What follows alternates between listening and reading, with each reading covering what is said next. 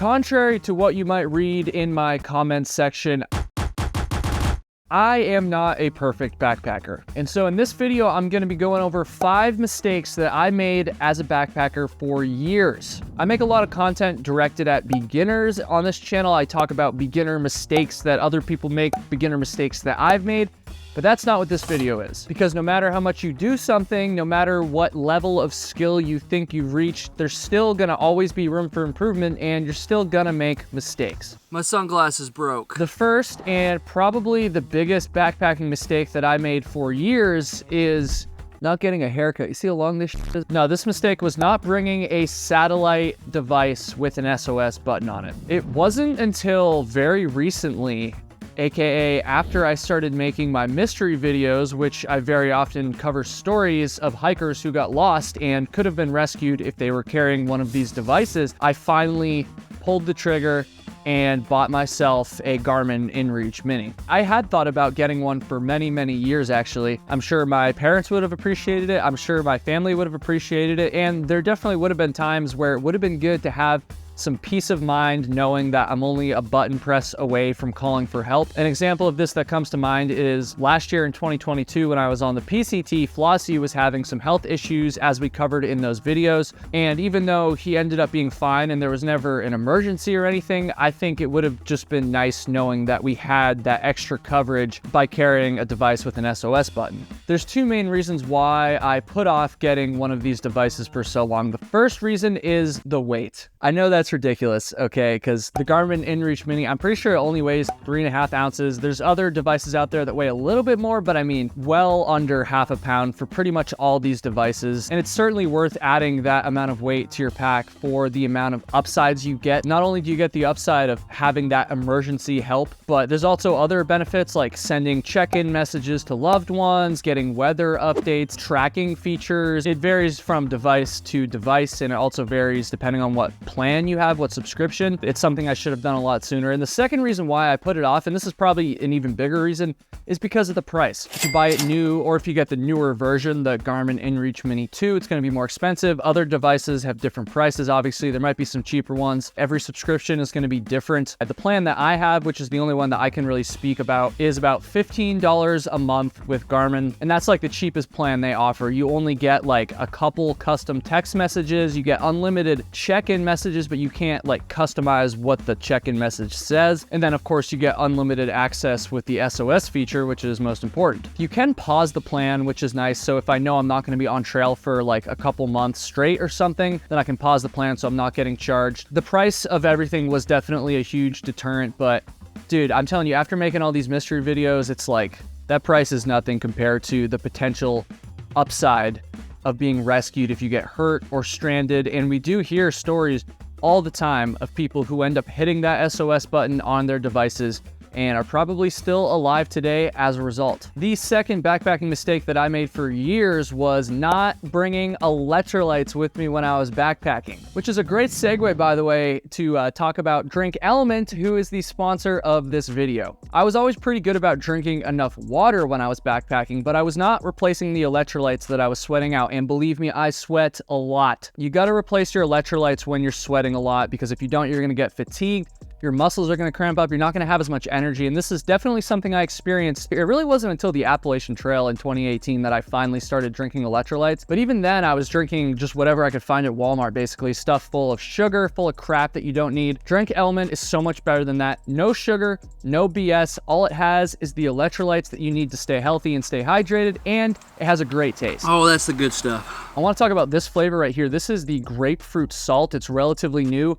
And in a lot of previous videos, I've talked about how citrus salt is my favorite, and I still love that. But I think this grapefruit salt has now taken that first place spot. They have so many awesome flavors. And so what you should do is go to drinkelement.com/KyleHatesHiking. That's drinklmnt.com/KyleHatesHiking. Place an order on their website. I would recommend buying some of this grapefruit salt, like I said. And when you place an order through that link, you're actually going to get a sample pack thrown in with your order for no additional cost. And that sample pack is going to include 8 different flavors, so you can really try the whole spectrum of what they have. And believe me, they have some awesome flavors that nobody else in the electrolyte game has. Element has been getting so much more popular over the last few years, and it's for a reason. They taste the best. You really got to check it out. One more time, drinklmnt.com/KyleHatesHiking. Go buy some grapefruit salt and then go get your free sample pack thrown in as well. Do it. And speaking of being hydrated and water, another mistake that I made for years and honestly still do make from time to time is bringing too much water with me when I'm backpacking. And this is a very fine line. If you don't know how much water you can bring, you should definitely err on the side of caution. To be honest, I don't even really consider bringing too much water a mistake for new backpackers. But once you backpack and hike enough in familiar terrain, you really do get a very, very good idea of how much water you're gonna need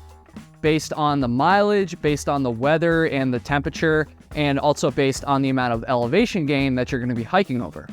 We're in the desert. What are you going to do? And because of this, you can really tailor the amount of water you bring to that specific terrain. Water is heavy, and though you certainly need to have enough, and it's an important safety thing to have enough water, if you're bringing way too much water, you're going to be weighing yourself down. It can lead to a higher risk of injury. It's just going to make you more sore and more tired. And I've always known this, but for a long time, I would always just be kind of scared to not bring extra water. And so it was very rare that I would show up to my next water source with only a little bit or no water left. I would always have way too much, like even like up to a liter extra. And again, at this point, I'm talking about when I had a lot of experience and I really did know exactly how much water I could get away with bringing. I do think that I could have saved myself a lot of soreness and a lot of backaches, I'll say, if I had been more mindful of the amount of water I was bringing. Another mistake I'll say that I made for years backpacking, and this is, I mean, I really did this for years. I just completely wrote off any sort of dehydrated backpacking meal. I thought they were all terrible. I never bought them. And even sometimes when they were like given to me for free, you know, Trail Magic or whatever on the AT, I would still always turn them down. My hopes aren't super high with these things, to be honest. And as a result, I just ended up eating the same thing. It was either mac and cheese or North Sides. We got the usual North Side here. Constantly. For years. You get sick of that stuff. In fact, if you go back and watch a lot of my early videos from like 2019, 2020, I was still making this mistake. At that point, I still just absolutely hated dehydrated meals, and I probably was just like shitting on them constantly. And I will say, not all dehydrated meals are created equally. Like Mountain House, I hate. These are basically just diarrhea in a bag, and then they dehydrate the diarrhea. You rehydrate the diarrhea, you eat it, and then you give yourself more diarrhea. I've still tried meals from every brand basically that I didn't like, and so I do have to be very picky. And of course, obviously, those things are expensive. I think I would have benefited if I had incorporated them into my diet much sooner. If anything, it just gives you more variety, which is so key when it comes to food on a thru hike or backpacking trip. You get so sick of eating the same nonsense over and over.